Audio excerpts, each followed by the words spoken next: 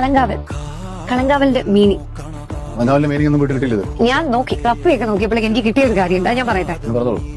അതായത് കളങ്കാവൽ എന്ന് പറഞ്ഞാല് അമ്പലങ്ങളിൽ, പ്രത്യേകിച്ച് ഭദ്രകാളി അമ്പലങ്ങളില് ഇപ്പൊ ഡീമനായിട്ടുള്ള തിന്മയുടെ പ്രതീകമായിട്ടുള്ള അതാണോ അത് കണക്ട് ചെയ്തിട്ടുള്ളതാണോ?